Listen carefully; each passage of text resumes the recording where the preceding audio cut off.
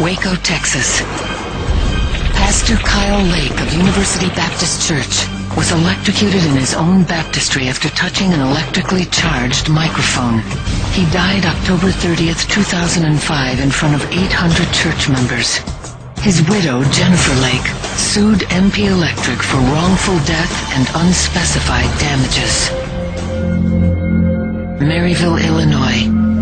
Pastor Fred Winters of First Baptist Church was preaching a sermon on March 8, 2009, when a gunman walked in and fired 4 shots from a .45 caliber pistol, striking Pastor Winters in the chest. The sermon that morning was Finding Happiness at Work. May 13, 2008.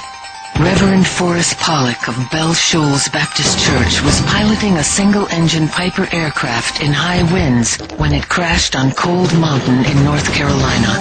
He and his 13-year-old son were killed.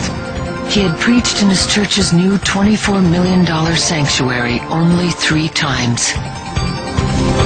August 23, 2009, Oklahoma.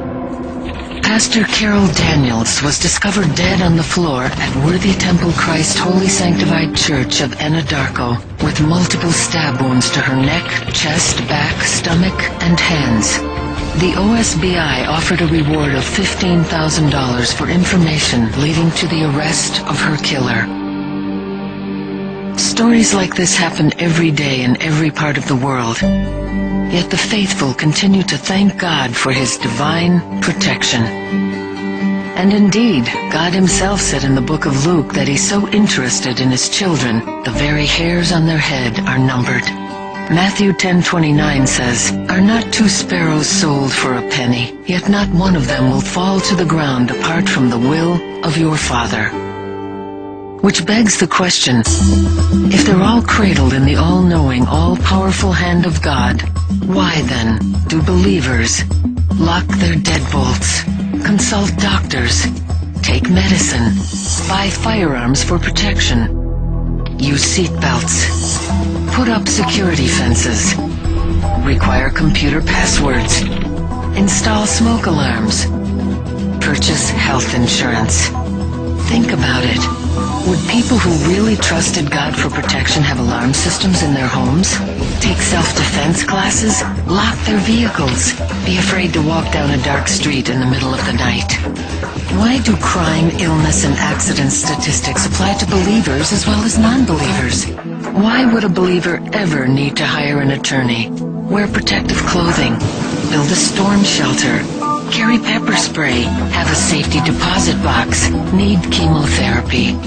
Why would a child of God ever have to make funeral arrangements for their own child? Why are the most religious often the most wary of sickness and death? Why isn't divine protection distinguishable from blind chance, human intervention, or the natural laws of physics?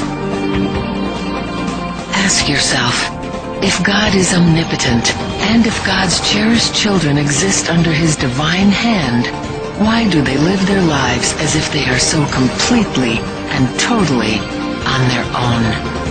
Do they really believe in divine protection? Or do they just want to? Think about it.